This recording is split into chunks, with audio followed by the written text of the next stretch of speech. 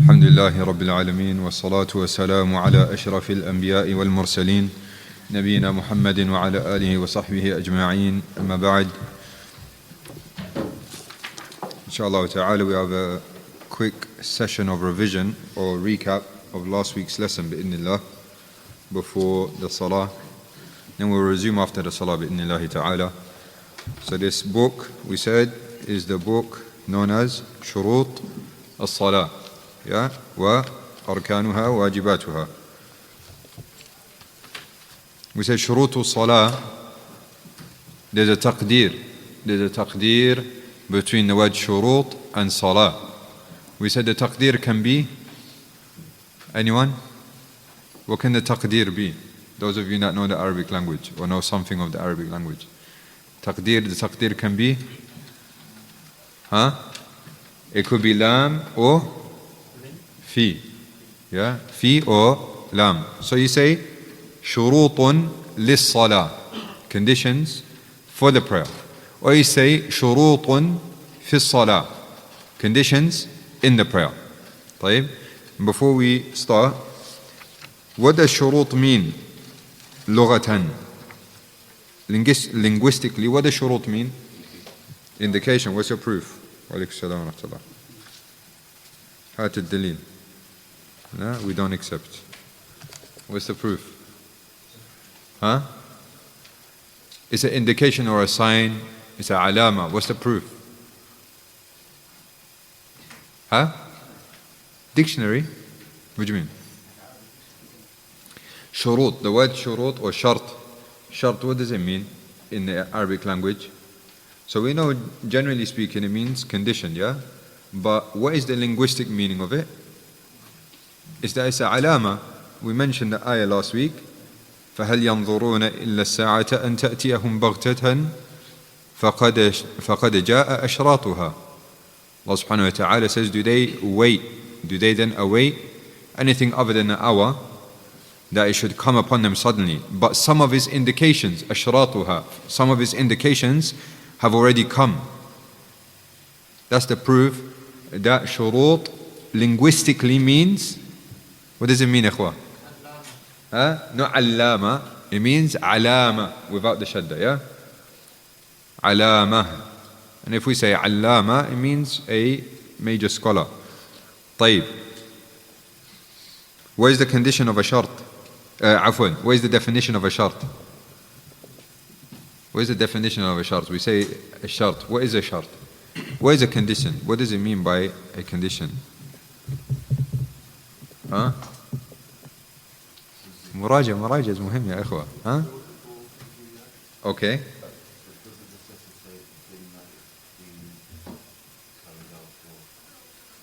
Close. Yes. If an act is not met, then the ibadah will not be correct. Good. If it is present, it does not mean the ibadah must be. أحسنت. جزاك الله خيرا. So, has anyone memorized the Arabic of it? No? طيب. The English is that which its absence necessitates the absence of the action that it's a condition for. However, its presence does not necessitate the presence of the action that it's a condition for. فهمت؟ طيب. هو ما يلزم من عدمه عدم الحكم ولا يلزم من وجوده وجود الحكم. So we gave the example, just because a person has wudu, he's in that state and he has wudu, it doesn't mean that he's in salah. Does it mean that he's in salah? Maybe majority of us here are in a state of the wudu. Does it mean we're praying? No. So just because the condition is there, it doesn't necessitate that the action that it's a condition for is there. So wudu is a condition for what? For salah. Just because you're in wudu or you're in a state of wudu, you have wudu, it does not mean that you are in the salah. Yeah? However, its absence means that it's the action that it's a condition for is absent. So even if you were to stand and do the actions of the salah, your salah is not accepted. It's as if you're not praying. طيب? It's as if you're not praying. Let's say, for example, a person, he doesn't have wudu, and he prays. He prays 4 prayers. He prays Fajr, Dhuhr, Asr, Maghrib. Isha time he realizes he didn't have wudu all this time. Because he's in, for example, janaba. So he didn't do ghusl. So his wudu is not accepted. Right? Because he's in janaba. طيب, does he have to repeat them? Those salawat? Huh? Yes, he has to repeat those salawat. طيب, let's say, for example, a person, he makes wudu and he prays 4 salawat, Fajr, Dhuhr, Asr, Maghrib. But Isha time, he comes to realize that there is some najis, some najasa, some impurity on his clothes that's been there since Fajr. But he's got wudu, he's had wudu. Are his salawat correct? Yes, his salawat are correct. And he is pardoned because he didn't know and he was ignorant of the fact. And he's not commanded to repeat those prayers. Why is that? Where's the proof for that? We can't just say yes. We give fatwa like that. No. Ilm. Al-ilm qabla al-qawli wal-amal. Knowledge precedes statements and actions. What's the proof? He didn't know. Huh? He didn't know he was there. He didn't know. Okay, so what's the proof that it's okay? He's pardoned. Akhta. But there's a specific hadith. Tell me. Alayhi salatu wasalam. Upper garment? Was it his upper garment or his slippers? His slippers, yeah? So, whilst the Prophet ﷺ, on an occasion he was praying, Jibreel ﷺ came to him and he informed him that he has some impurities on his slippers. Maybe 90, if not all of us know this, right? But now we need to know where we implement it. When a person asks you, what's your proof for that? You know the hadith. Now we can connect it. The Prophet ﷺ, he had impurities on his slippers. So they said, within the prayer, في أثناء الصلاة, within the prayer, the Prophet ﷺ, he removed his slippers.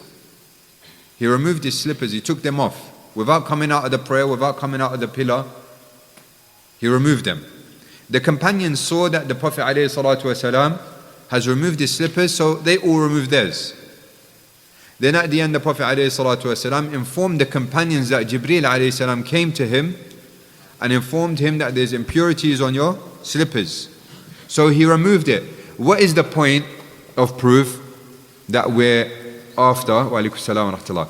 The fact that the Prophet ﷺ was never commanded to repeat those raka'at or that part of the prayer where he had those slippers on with the impurities. And his salah was complete. So that shows that if there's impurity on you, however, it's out of ignorance, you don't know, you weren't aware of it, then it's pardoned. And you don't need to repeat the prayer. As for a state of wudu, or if you are in a state of janaba, then you have to come out of that state. Yani you have to be in a state of wudu.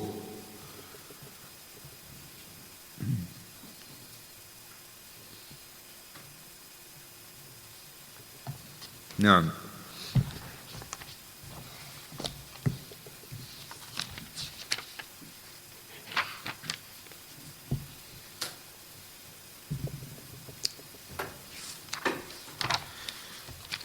So before we start with the actual shurut, before we start with the actual conditions of the prayer,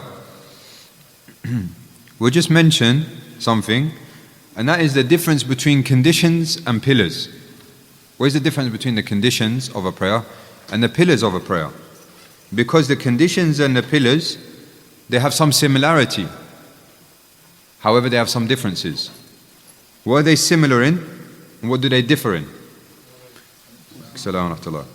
Shaykh Uthaymeen rahimahullah, he mentions in his book, or his explanation of Zadul Mustaqni', Sharh al-Mumti', he mentions that, well, he says, Al-Arkan tuwafiqu al-shurut fi anna as-salata la tasihhu illa biha.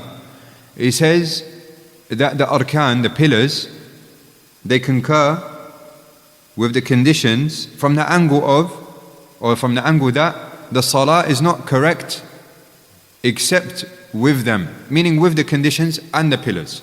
Both of them, conditions and pillars, have to be present in the salah for your salah to be accepted. This is what they have in similarity.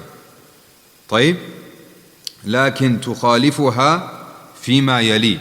However, they oppose one another and they are differing with regards to the following things. There are three. They oppose one another with regards to three things. So that which they are similar in is the fact that the salah is not accepted except by way of both of them being present. What are the two things that need to be present? Conditions and pillars. Yeah? طيب. He said that the shurut are before the prayer. The shurut have to be there before the prayer and throughout. So he says, أن الشروط قبلها والأركان فيها. However, the pillars are within the prayer. They don't come before the prayer. They're within the prayer itself. He says أن الشروط مستمرة من قبل الدخول في الصلاة إلى آخر الصلاة.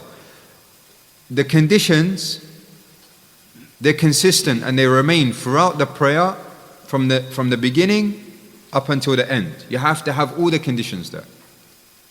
Throughout the prayer up until the end. وَالْأَرْكَانِ يَنْتَقِلُ مِنْ رُكْنٍ إِلَى رُكْنٍ. He says, as for the pillars, then you transfer from a pillar to another pillar. He said, and he gives the example. He says, القيام فالركوع فالرفع من الركوع فالسجود فالقيام من السجود ونحو ذلك. So he says, for example, you're standing in prayer, then you bow, then you raise from your bowing, then you prostrate, then you raise from your prostration, and so on and so forth. ثالثا, the third thing, he says, الأركان تترتب منها ماهية الصلاة بخلاف الشروط. He says that the arkan, the pillars, they consist of the essence, that which is of the essence of the prayer, that which is actually part of the prayer, as opposed to, or as opposition to, the conditions. فستر العورة لا تترتب منه ماهية الصلاة لكنه لا بد منه في الصلاة. So he gives the example of satr al-awra, covering the awra. Covering the awra is not part of the salah. Is covering the awra part of salah? No, it's not part of the actual salah. However, we need to have it covered whilst we're in the prayer. So three things, that the shurut and the arkan, that the conditions and the pillars of the salah oppose one another. What are they quickly? The first? Yes. Aywa. And? Okay. And the pillars? Okay. So the conditions are before the prayer and the pillars are within the prayer. The second?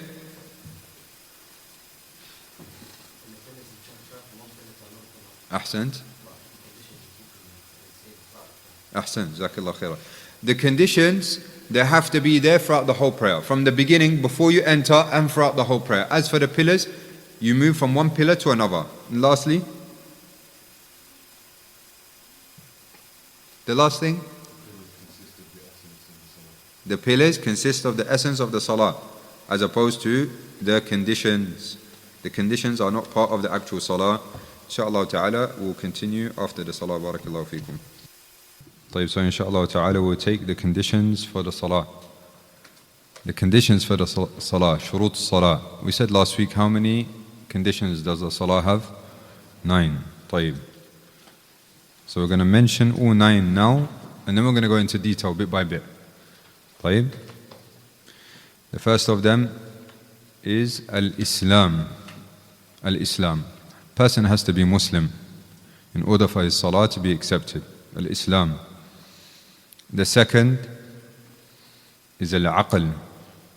Al-aql. Yani a person has to have sound intellect. Sound intellect.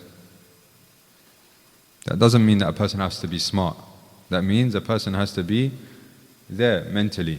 Yeah? طيب. The next, التمييز.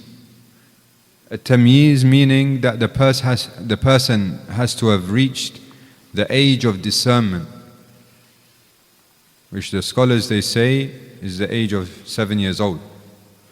طيب. So a person has to be at least 7 or older. Next, رفع الحدث, the removal of ritual impurity. رفع الحدث, the removal of ritual impurity. The next, إزالة النجاسة, the elimination of physical impurities. You have to make sure that there aren't any physical impurities on you or your clothes or the place that you're praying. Next, ستر العورة, to cover the awrah. And the awrah may differ from a man to a woman. We'll go into detail inshallah. Covering the awrah in the salah. And what is considered to be the awrah in the salah. So ستر العورة. Next, دخول الوقت, the entrance of the time for that prayer. The entrance for the time of that prayer. واستقبال القبلة. The next condition is استقبال القبلة, to face the qibla, to face the direction of the Kaaba. And again, we'll go into detail with regards to this bi'idhnillah. Some people, they think that they need to be spot on, and if they're a couple degrees left or right, then they think that they need to pray again because they've prayed towards a different direction. It's not the case. So, istiqbal al-qibla. And lastly, an-niyyah, the intention. An-niyyah, the intention that a person is going to pray. And this intention is not uttered. It's something that's in the heart. You do not utter the intention and say and stand and say we're going to do 4 raka'at, dhuhr, prayer to Allah, facing the Kaaba or facing the... We don't do this. Yeah? Say I'm going to do 4 raka'at, namaz, this, that. Is not needed. Yeah? And it's not from the sunnah, and furthermore it's a bid'ah. طيب, barakallahu fikum. So these are the 9. Has everyone got the 9 down? طيب. So the first condition is al-Islam, وضده al-Kufr. Shaykh bin Baz, rahimahullah, he says the opposite of Islam is kufr, disbelief. He says, وَالْكَافِرُ عَمْلُهُ مَرْدُودٌ وَلَوْ عَمِلَ أَيَّ عَمَلٍ. He says the disbeliever, his actions are rejected regardless of what actions he does. Regardless of what he does, it's rejected. Because he's a disbeliever. You find people nowadays, non-Muslim, and linguistically, they fast. Meaning they abstain from food and drink during the month of Ramadan with the Muslims. Is it lillah? Is it for the sake of Allah? No. Do they believe? No, they don't believe. Is it accepted? It's not accepted. It's not accepted. طيب, why? Because of a condition that is missing, which is Islam. He says, وَالدَّلِيلُ قَوْلُهُ تَعَالَى ما كان للمشركين أن يعمروا مساجد الله شاهدين على أنفسهم بالكفر أولئك حبطت أعمالهم وفي النار هم خالدون. Afwan, this is the kalam, this is the speech of Shaykh Muhammad ibn Abdul Wahhab. Yeah. So he says, rahimahullah, and he brings the ayah as a proof. And this is the method of the Shaykh, rahimahullah. And those people that claim, and they bring this false claim that Shaykh Muhammad ibn Abdul Wahhab, he came with a new religion. It's not a new religion. You see that every time he mentions a point and he brings a proof, or he mentions a principle, there's a proof behind it. إما من كتاب الله أو من سنة رسول الله صلى الله عليه وسلم أو من أقوال السلف, either from the book of Allah or the sunnah of the Prophet عليه الصلاة والسلام, or from the statements of the Salaf, the righteous predecessors. So he brings the ayah. He says, ما كان للمشركين أن يعمروا مساجد الله شاهدين على أنفسهم بالكفر. He says it's not for the, Allah subhanahu wa ta'ala says in the ayah, the meaning of which, it is not for the mushrikun to maintain the houses or the mosques of Allah while they witness against themselves, their own selves, of disbelief or with disbelief. أولئك حبطت أعمالهم وفي النار هم خالدون. The works of such are in vain, and they shall abide in the fire. وقوله تعالى وقدمنا إلى ما عملوا من عمل فجعلناه هباء منثورا. And he also brings the ayah where Allah subhanahu wa ta'ala, he mentions about the kuffar. He says, and we shall turn whatever deeds they, meaning the disbelievers, did, and make them such as particles of dust, scattered. It will have no weight, no value.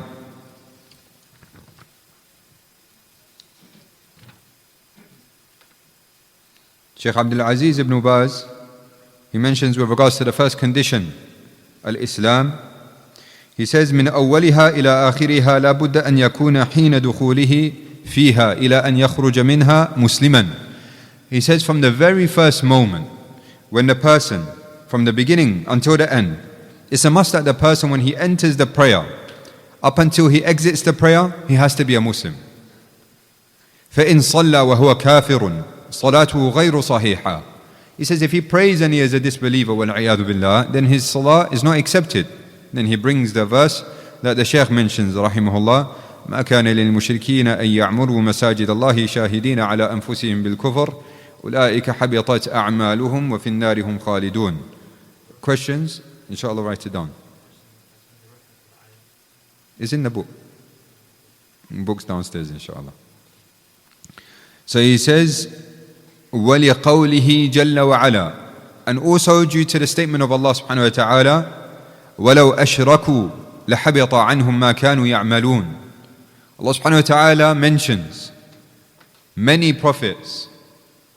And after that, Allah tabaraka wa ta'ala mentions, وَلَوْ أَشْرَكُوا, had they joined in worship others with Allah, had they, meaning the prophets, not just anyone, the prophets, had they joined in worship others with Allah, لَحَبِطَ عَنْهُمْ مَا كَانُوا يَعْمَلُونَ. All that they used to do would have been of no benefit to them. All of that which they used to do would have been no benefit to them if they committed shirk. It shows that if a person is upon disbelief, وَالْعِيَاذُ بِاللَّهِ, his salah is not accepted, his ibadah is not accepted. وَقَوْلُهُ سُبْحَانَهُ وَمَنْ يَكْفُرْ بِالْإِيمَانِ فَقَدْ حَبِطَ عَمَلُهُ. Also, due to the statement of Allah, the meaning of which, and whomsoever disbelieves in faith, in iman, then his work is fruitless. وَهُوَ فِي الْآخِرَةِ مِنَ الْخَاسِرِينَ. And in the hereafter, he will be among the losers. And he also mentions the proof that the Shaykh brings in the matan, in the text, وَقَدِمْنَا إِلَى مَا عَمِلُوا مِنْ عَمَلٍ فَجَعَلْنَاهُ هَبَاءً مَنْثُورًا. And we shall turn whatever deeds they, meaning the disbelievers, did, and make such deeds as particles of dust. As some people say, and they try to question, as if Islam is not just. And they say, so regardless of what actions a disbeliever does, regardless of the good actions that he does, he will not be rewarded for it. He will go to Jahannam in the end.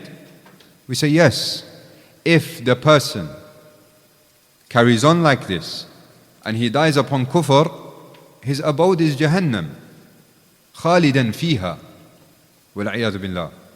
His abode will be Jahannam and he will stay there for eternity. However, if he's done some good, then Allah may reward him in this life. Allah may reward him in this life by way of it.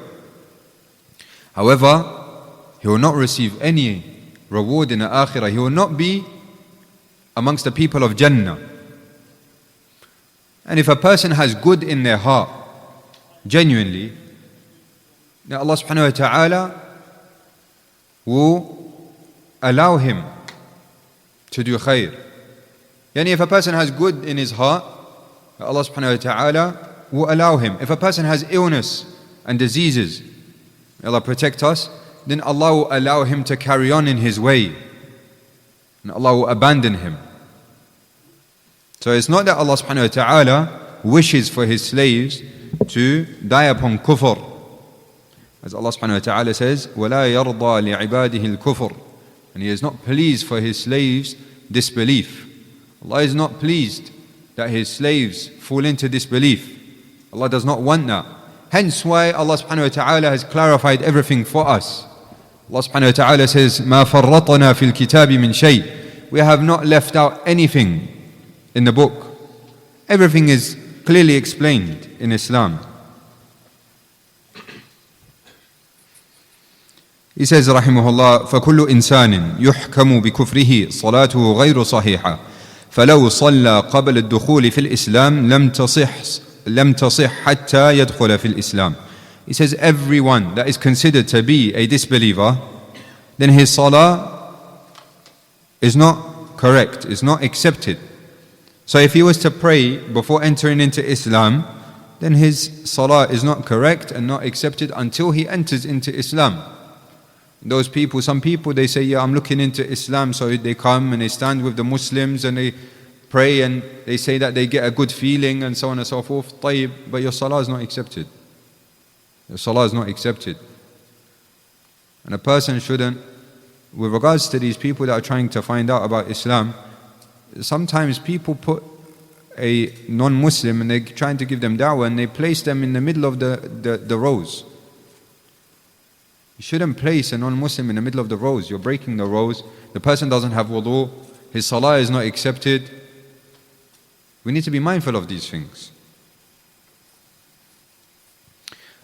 Shaykh Abdul Muhsin rahimahullah, hafidhahullah, he says, with regards to this, he says, كل عمل يتقرب به إلى الله في هذه الأمة لا ينفع صاحبه إلا إذا كان مسبوقا بشهادة أن لا إله إلا الله وأن محمدا رسول الله. He says, وَمَبْنِيًّا عَلَيْهِمَا. He says every action that a person does, that he tries to get closer to Allah subhanahu wa ta'ala with, every action that a person does in this ummah, that he tries to get closer to Allah subhanahu wa ta'ala with, it does not benefit the person except if the shahada, the person has believed in the shahada, is proceeded with the shahada, meaning the person has submitted to the shahada and it is built upon them. The action is built upon the two shahada. What does that mean? The action is built upon the two shahada. أحسنت. إخلاصا متابعة. So he says فلا بد من إخلاص العمل لله وهو مقتضى شهادة أن لا إله إلا الله. He says that it is a must that a person does it sincerely for Allah, solely for Allah. And this is what the shahada La ilaha illallah necessitates. If you believe in La ilaha illallah, then you have to do it solely for Allah.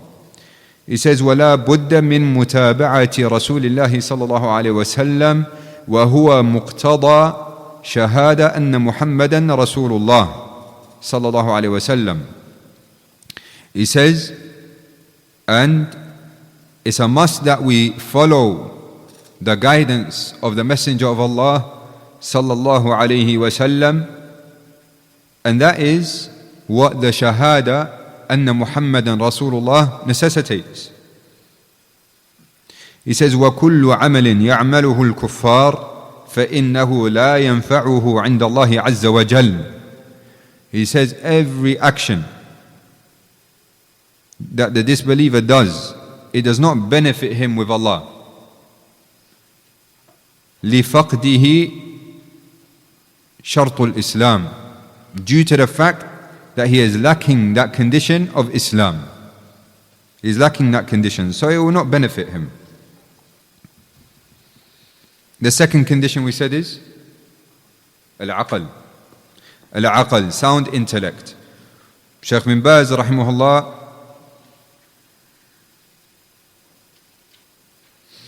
he says يكون عنده عقل يميز بين ما يضره وما ينفعه.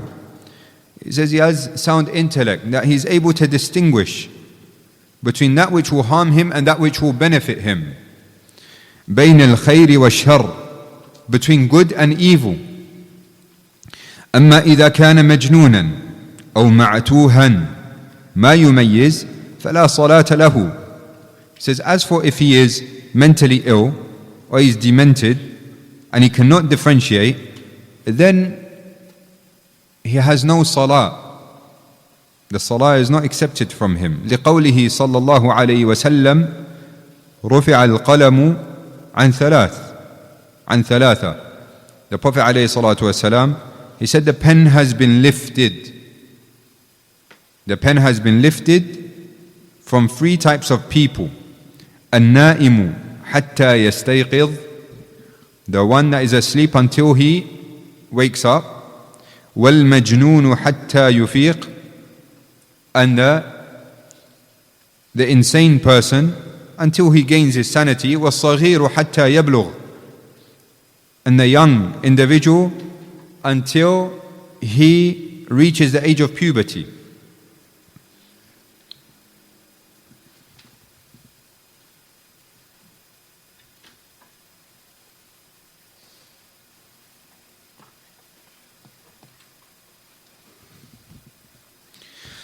Shaykh Abdul Muhsin حفظه, he says, لا بد للمصلي في صلاته أن يكون حاضر العقل ليس فاقدا له بجنون أو سكر. He says, حفظه الله, that it's a must that a person, his mind is present in the prayer, meaning that he is not mentally ill, he's not unconscious, he's not intoxicated. Not that a person, his mind, he's thinking about something else, because, may Allah forgive us, how often does that happen to us? But a person is sane. He's sane. He's not mentally ill. He does not lack that intellect, either by way of an illness, mental illness, or by way of an intoxication. By way of an intoxication. لأن المجنون مرفوع عنه القلم غير مكلف, because the one that is mentally ill, the pen has been lifted from him. The pen has been lifted from him, and he is not accountable. والسكران أفقد نفسه عقله فألحقها بالمجانين.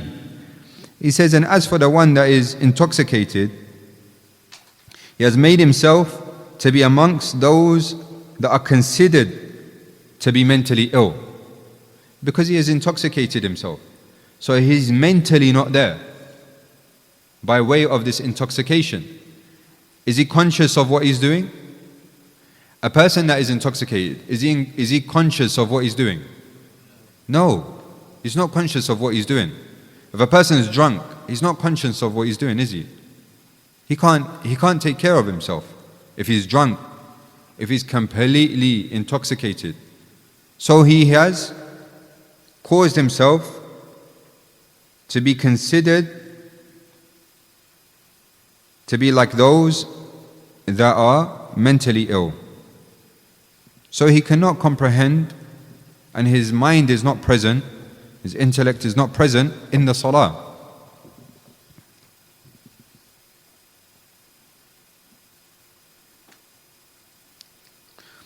The third condition, which is tamyiz, age of discernment. وضده الصغر.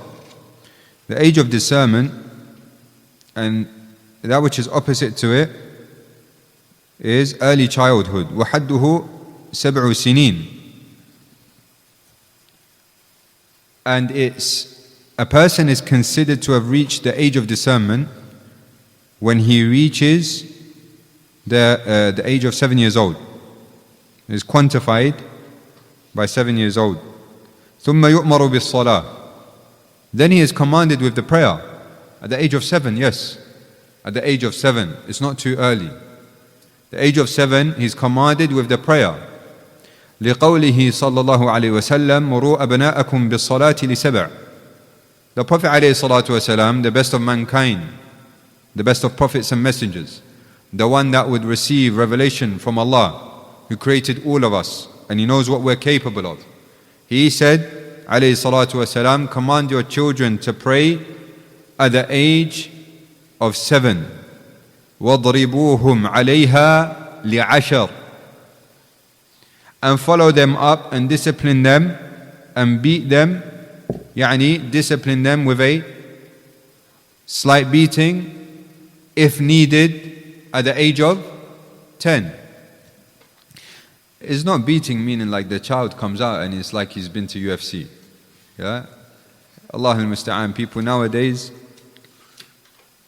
they let the child grow up until he's like 13, 14, and then he commands his child to pray because he sees that his child has bad manners. So his child says to him, no. So he starts punching him like he's in the boxing ring. A'udhu billah. And he tries to use Islam.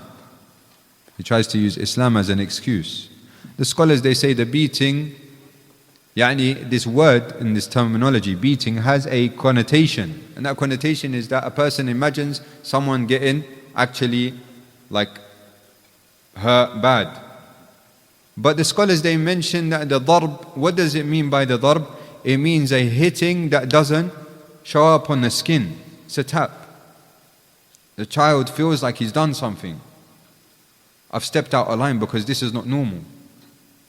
My father, my mother has disciplined me in a way that is showing me that I've done something wrong.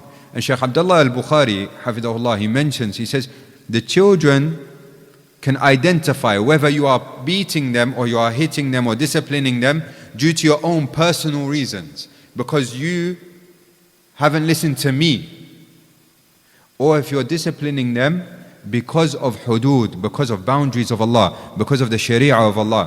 One is retaliation and it's revenge. The other one is discipline. There's a difference between the two. One, you're just saying, I want you to do it my way. The other one is discipline, so that they are upon the correct way. There's a difference between the two, and the child can notice that. As Shaykh Abdullah al-Bukhari, hafidhullah, mentions. So you have to be very mindful. It's not just, why are you not doing this? And then you result into something bad.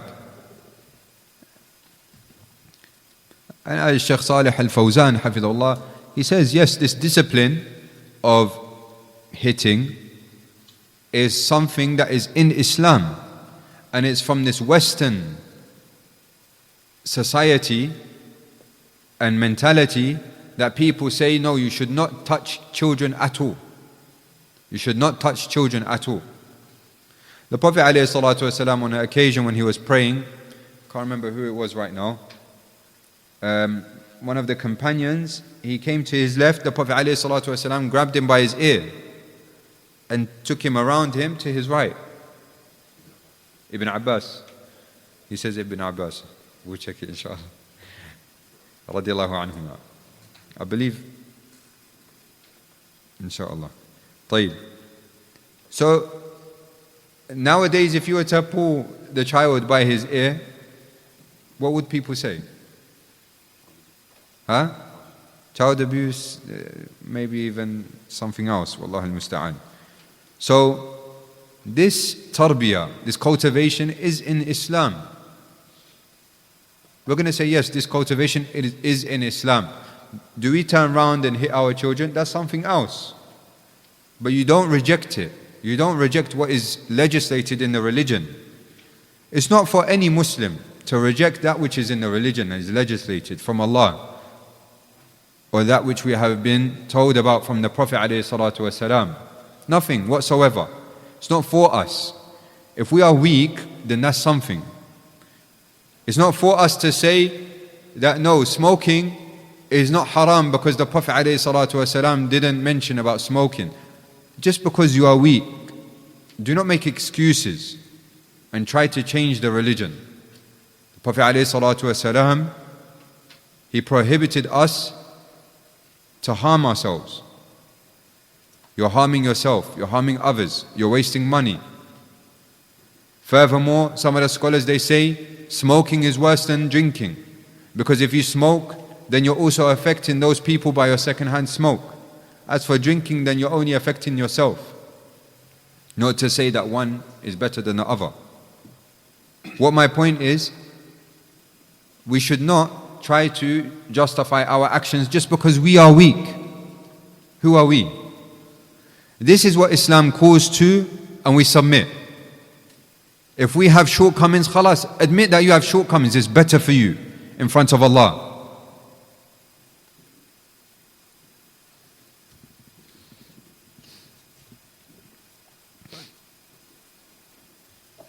So he says, وَقَوْلُهُ فِي الْحَدِيثِ الصَّحِيحِ حَتَّى يَبْلُغ.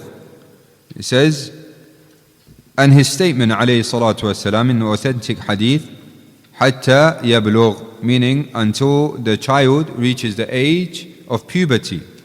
يعني غير مكلف, meaning that he is not held accountable. فلا يأثم إلا بعد البلوغ. He does not fall into sin except after he has reached the age of puberty.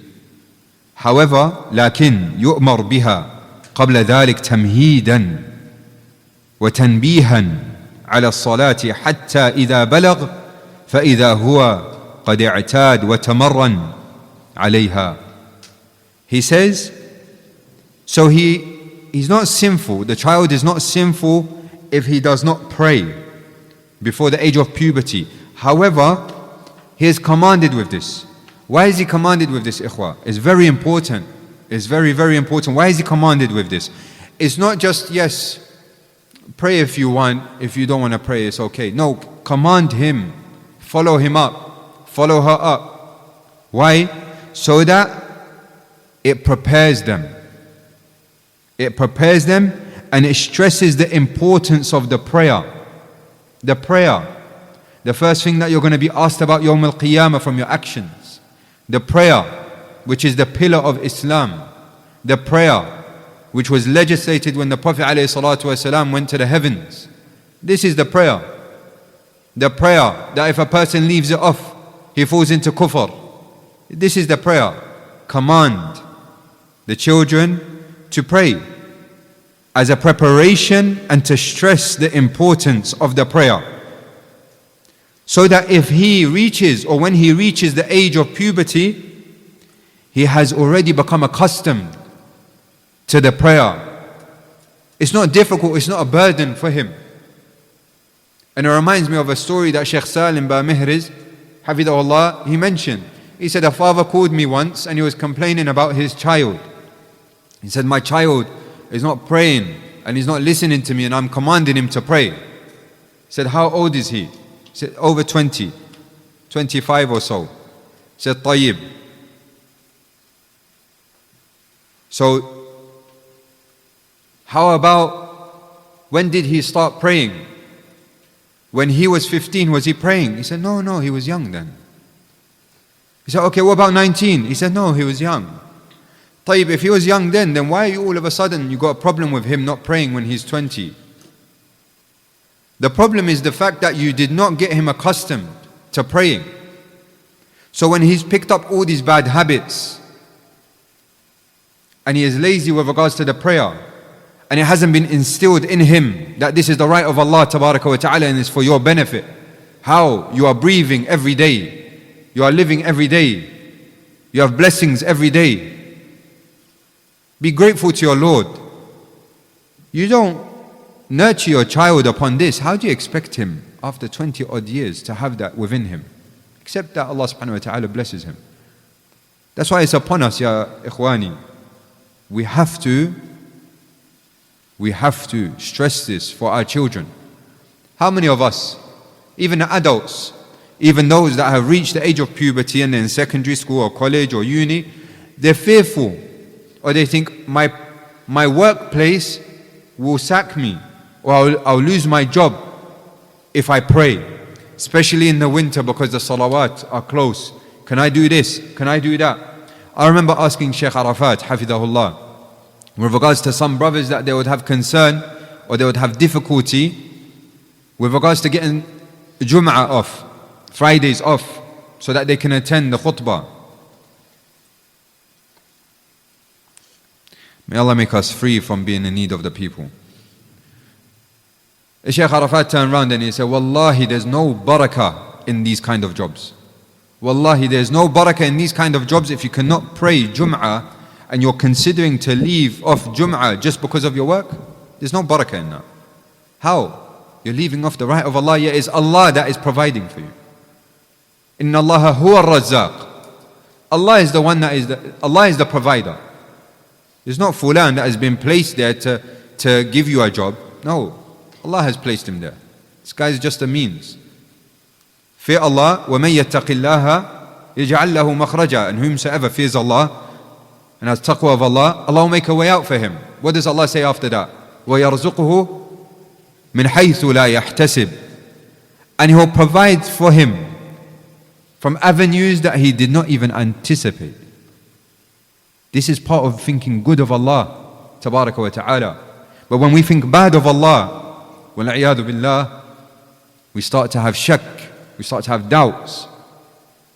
If I leave my job, then where am I going to get a job, and how am I going to get paid, and. Do you replace that which is better for that which is worse?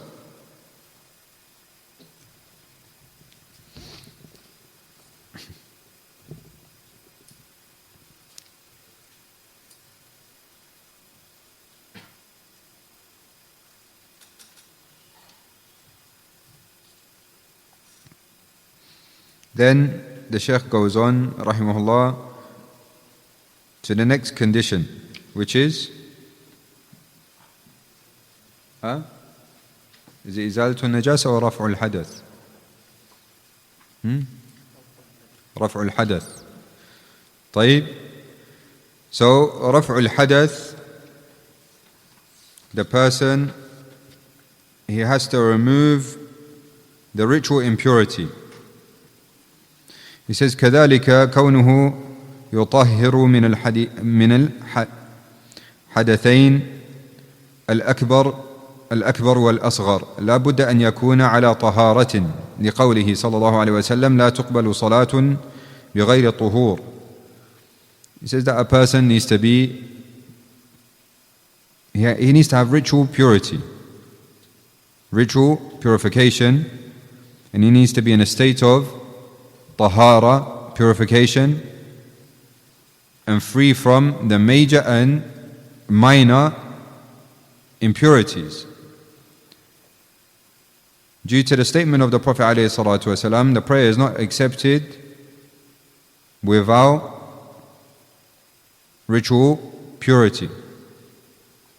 ولقوله صلى الله عليه وسلم لا تقبل صلاة أحدكم إذا أحدث حتى يتوضأ.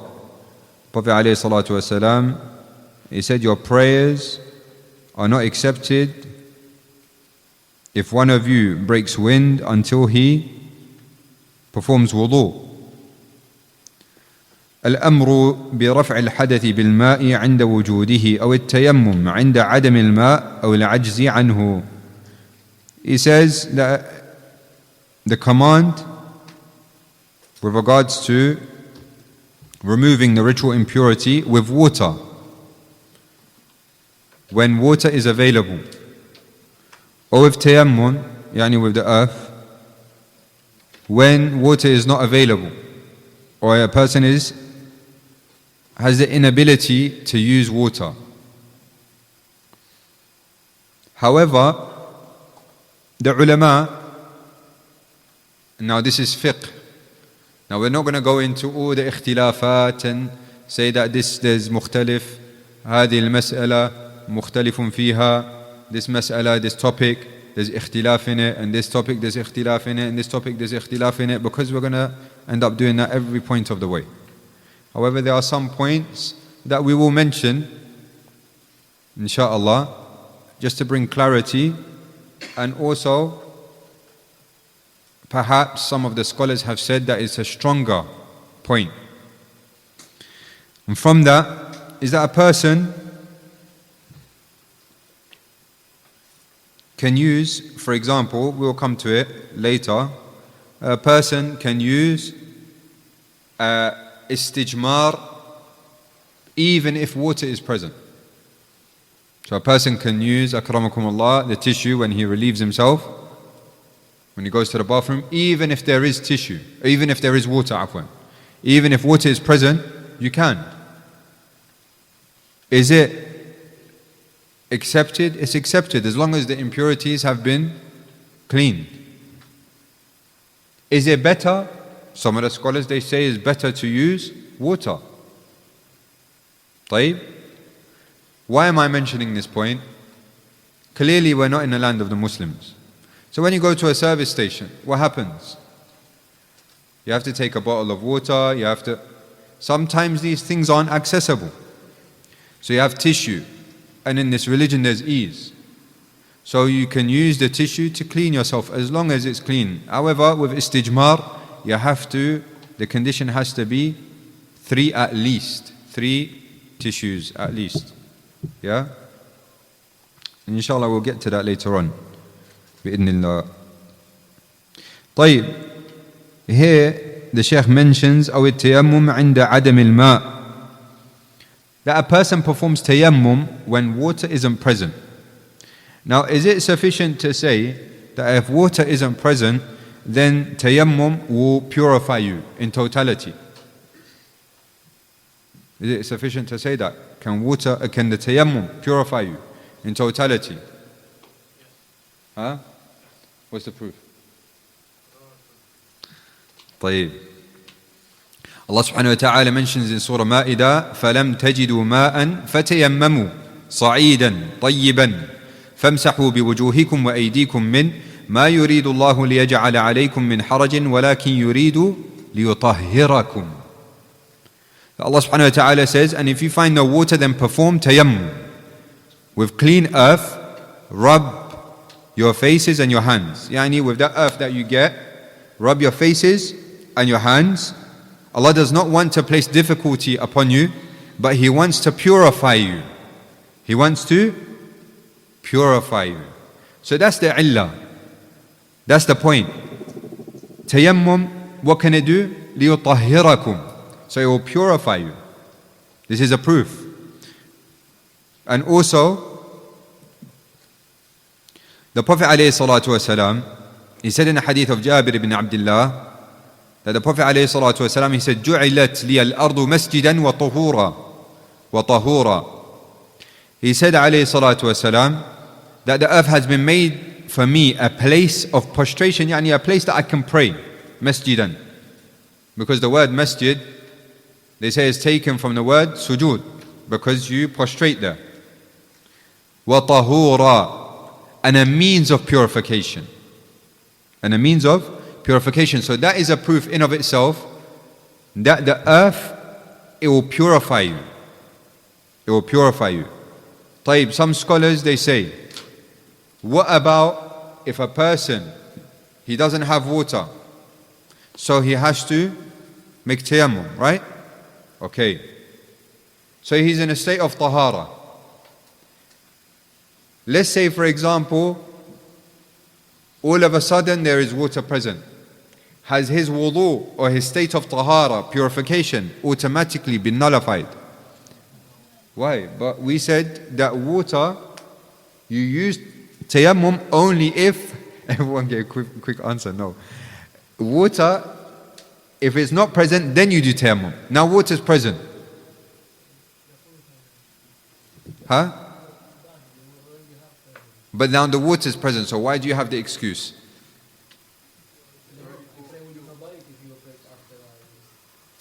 Ahsan. So, even if you were to pray with it, you're still in a state of purification, right? Okay, so that doesn't mean that because of the presence of water, automatically your wudu has broken, or your state of purification has gone. You're still in that state.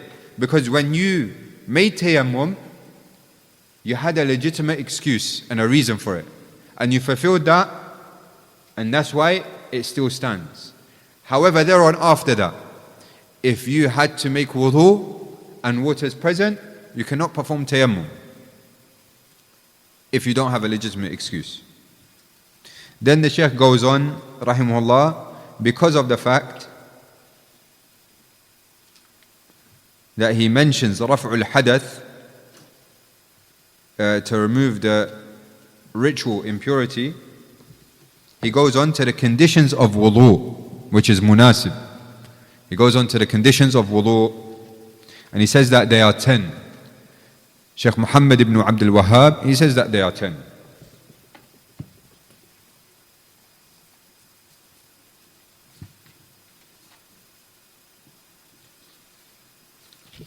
And a point that Shaykh Muhammad, Shaykh Abdul Muhsin, Hafidullah, mentions, which is nice. He says, وَإِذَا اغْتَسَلَ مَنْ عَلَيْهِ حَدَثُ أَكْبَرٍ ونوى رفع الحدث الأكبر والأصغر ارتفع. He says, whomsoever is in a state of major ritual impurity and he bathes and he has the intention of removing the major and minor ritual impurity. طيب? So he wants to do ghusl and wudu. Yeah? طيب. He says it will both take place. Yeah? It will both take place. It says أما إذا أفاض الماء على جسده في غسل الجمعة أو التبرد ونوى رفع الحدث الأصغر فإنه لا يرتفع. He says, as for if he was to bathe himself for the ghusl of Jum'ah, so what's his intention? Jum'ah. It's not for raf'ul hadath. It's not to remove any ritual impurities. It's not for that reason. It's not for wudu. It's for ghusl of Jum'ah. He says, or to cool himself down. It's a hot day. And he also intends that it's to remove the lesser or the minor ritual impurity. He says it doesn't. He cannot combine between the two. He says why? He says لأن هذا الاغتسال ليس فيه رفع حدث.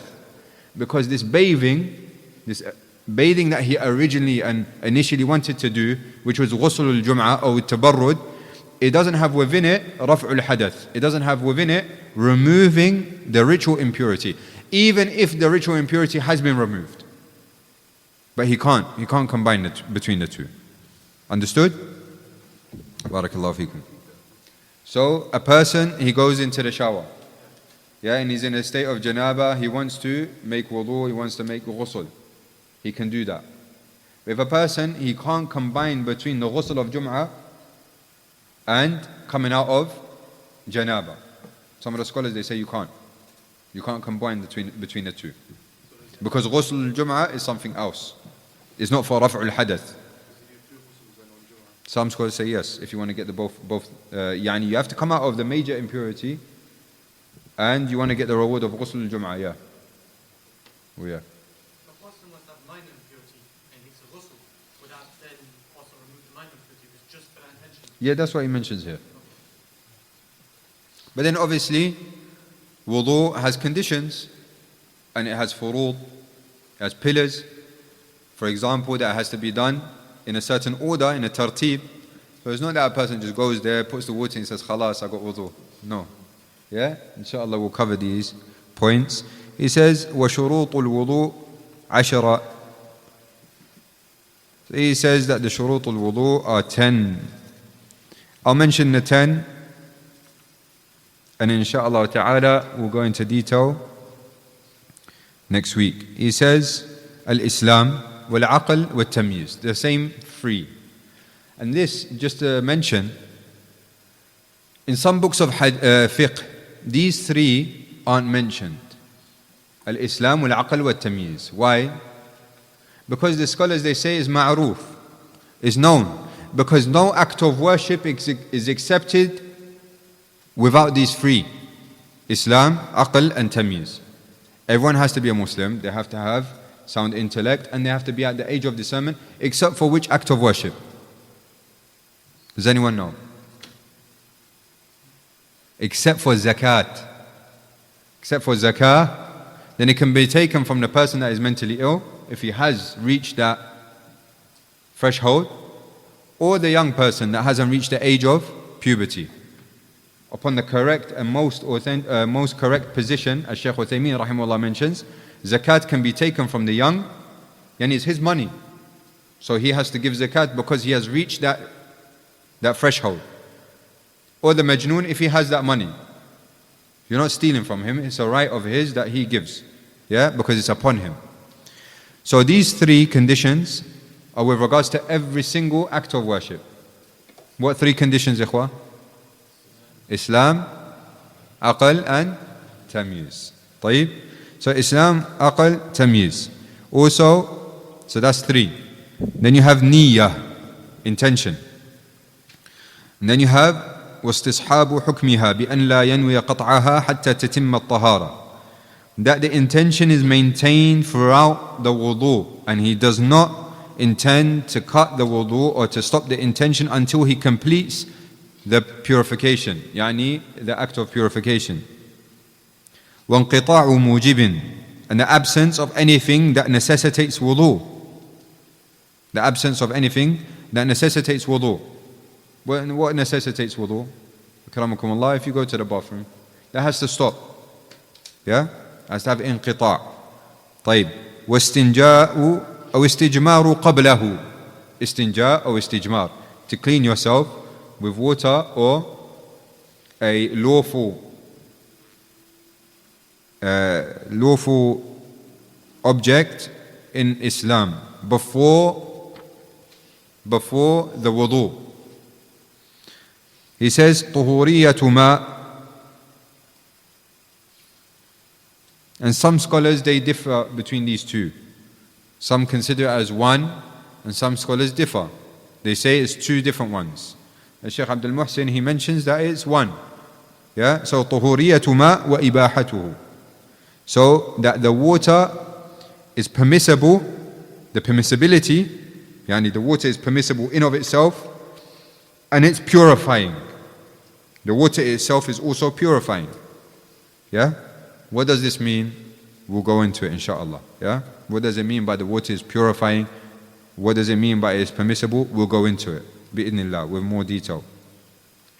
وإزالة ما يمنع وصوله إلى البشرة, and to remove whatever prevents it reaching, meaning the water for wudu, reaching the skin.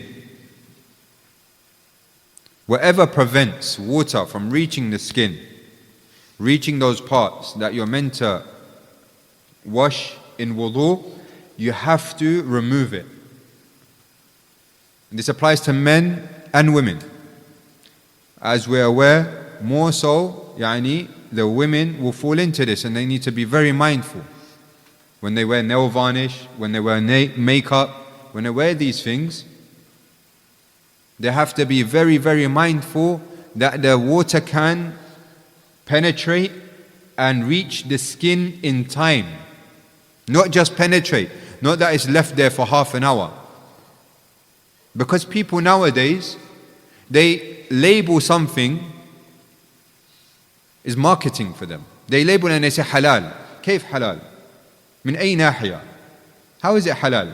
Just because you put halal خلاص? No. You have to be very mindful with regards to these things. Just because a person puts halal on it doesn't mean it's halal. There's many nail varnishes out there and it says halal. كيف halal? You have to place water on it and it will only seep through after 5 minutes, and that's if the water remains on it. However, in wudu, that part of the body has to be wet before you move on to the next part. So how are you fulfilling this? By having this nail varnish on, this so-called halal nail varnish, or the so-called halal makeup. This is why it's important for us to learn about our religion. Imagine you pray 30, 40 years, and because of some color on your nails, your salah is not accepted. Allah al-Musta'an. And Shaykh bin Baz, rahimahullah, and the scholars, they mention another condition, and that is دخول الوقت لمن حدثه دائم. It says the entering of the time of the salah, for that person who his ritual impurity is consistent. Like urine incontinence. Urine incontinence. Someone can't hold himself. May Allah protect us and cure those that are ill. Some people, they can't hold themselves. Genuinely. So they will urinate at any time.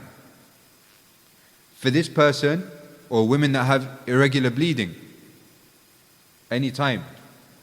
This person, they have to wait until the time for the salah has entered, then they clean themselves, they make wudu, then they pray. Even if anything comes out after that. Even if anything comes out after that, he doesn't pay attention, or she doesn't pay attention to it. Then the next salah, again. We'll mention more detail about this stuff or these rulings in the next lesson بإذن الله تعالى. نكتفي بهذا القدر وصلى الله على نبينا محمد وعلى آله وصحبه أجمعين والحمد لله رب العالمين. بارك الله فيكم إخواني، الله يحفظكم ويبارك فيكم. احرصوا, be diligent upon knowledge, revise. Wallahi, this is the thing that we're going to be asked about Yawm al-Qiyamah. Revise, memorize. Take 1 minute, 2 minutes, few minutes of your day, 5 minutes, make a flashcard, one ayah, one proof, one point, one principle. These 10 that we've just mentioned now, the 9 conditions of the salah that we mentioned, put on one flashcard, just flip through it every day. Khalas. Change your screensaver, change your display picture, your wallpaper to that. Change it, instead of it being a nice picture of a mountain, change it to that. Look at that every time. And bi'idhnillah, you strive, it's for yourself. وَمَنْ جَاهَدَ فَإِنَّمَا يُجَاهِدُ لِنَفْسِهِ. And whomsoever strives, he strives for himself. وَالَّذِينَ جَاهَدُوا فِينَا لَنَهْدِيَنَّهُمْ سُبُلَنَا. Those that strive in our cause will guide them to our paths. Strive for yourself, for your akhirah. As we're aware, there's fitan. May Allah protect us and protect the Muslims. Mentioned earlier, which is the first pillar, first condition was Islam. Would you recommend telling the Kafir if they're interested in Islam, that their Salah wasn't accepted? So just tell them straight. If they are interested in Islam, that the salah is not accepted. Yeah, should we tell them that they're praying but it's not accepted? There's no point. Yeah. Yani if a person comes up to you and says, I'm interested in Islam, you're going to turn around and say your salah is not accepted. No. There was a boy I remember who used to pray with us. Yeah. In school, he used to be very interested. Yeah. So someone like that, you tell them. Yeah, tell him. Because he wants to do it for a reason. There's a reason there. So say, listen, I understand you're praying with us and you want to be involved and included. However, you're not fully included. You have to be a Muslim. You have to believe in Allah for you to get that reward. This, you're doing it anyway. Give him a form of encouragement. Inshallah. Try to have that, have a way of telling him where it's motivational. You motivate him. You encourage him. Not that it's demotivating. It's not even accepted anyway. Is it be like, what? Khalas, I won't do it. No, encourage him. Say, you're here. Look, you're already accustomed to it. You're already in the habit. Just take your shahada if you believe. You see the effects. You see how you like it. You see how you need it. And the fitrah, because sometimes, some non-Muslims, because the fitrah has been changed or has been affected, they may not understand or accept every single thing, every minute detail in Islam. That's why you need to address them and speak to them with regards to that which they can comprehend and understand. That's why the Prophet Ali radiallahu anhu, he said, حَدِّثُ النَّاسِ بِمَا يَعْقِلُونَ أَتُرِيدُونَ أَن يُكَذِّبَ اللَّهِ أَتُرِيدُونَ أَن يُكَذِّبُ اللَّهِ وَرَسُولَهُ. He said, address the people with that which they can comprehend and understand, that which they can grasp. Do you want them to disbelieve in Allah and the Messenger? So you talk to them about those topics that they can comprehend and understand. Some topics and some ahadith, they might not fully get that. Why? Just because they don't have the principles and the foundations. So once they build those principles and foundations, yes, inshallah, they'll understand. No doubt, they'll understand. But it doesn't mean you have to give them everything. You say you have to believe in this, and you bring out Tafsir Tabari, and you say you have to believe this. You explain everything to him. No. Teach him the basics, that which he needs to know. If he is content and he is convinced, tell him, encourage him. Say, take shahada. You don't know. You don't know what's going to happen. Inshallah. Barakallahu feekum.